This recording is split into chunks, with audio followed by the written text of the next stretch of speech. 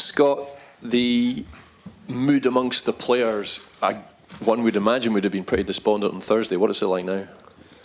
Yeah, it's difficult. Obviously in football you have good and you have bad moments as well, and football's not always sunshine and rainbows. You have to stick in through the bad moments and obviously keep pushing as a team to.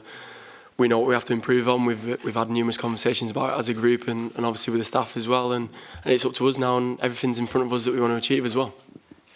Sitting and watching it as you did on Thursday, and seeing the collapse in the second half, were you surprised at just how quickly things unravelled?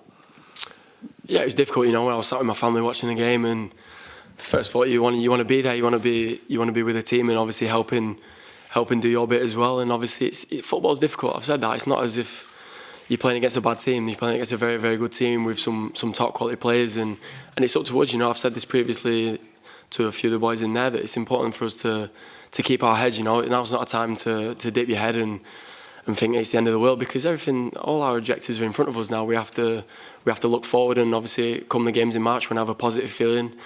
We want to win the games that are coming up next, and obviously take it from there. From playing two of the better teams in world football to playing on paper the worst team in world football, how does your approach, if at all, change? Because some would say Scotland are on a bit of a hiding to nothing going into this game.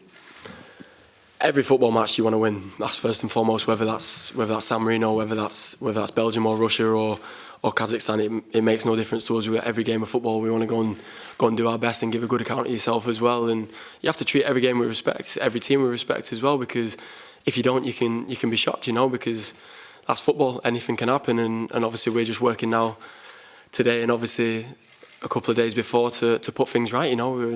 We've got to get back to that positive stage where we're looking forward to the games coming up in March as well.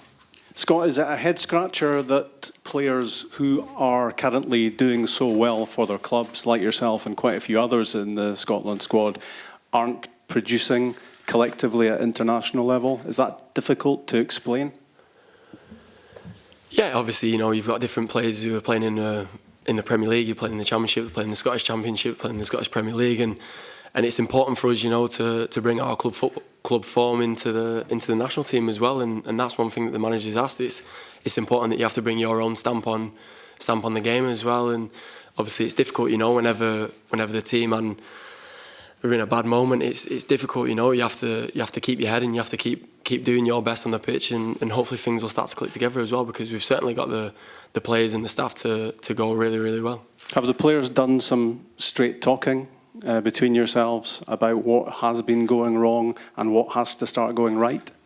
Yeah, I'm sure there has been this week. I've obviously not been here, but I'm sure there's been conversations amongst the players and with the staff as well on fine details and mistakes which are costing us games, and it's important to iron them things out, and hopefully in the future we can come, as I say, to March with those things ironed out and everybody in a positive frame of mind as well.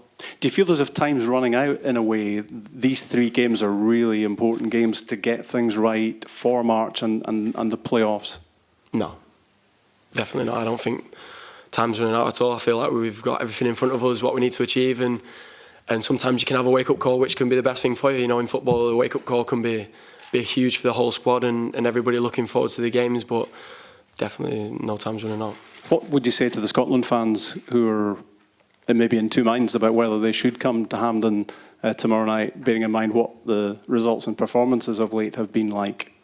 Just we need them. We need everybody to come together. I know it's difficult, and I know it's obviously not maybe the best atmosphere, or everybody's going to be a little bit down, but it's up to us now to lift the crowd. We need them, they need us as well, and it's important for everybody to stick together, because you have to come together, and if you don't, then results can quickly, as I say, come March, then they can not go so well. And do you have a confident feeling about things turning around?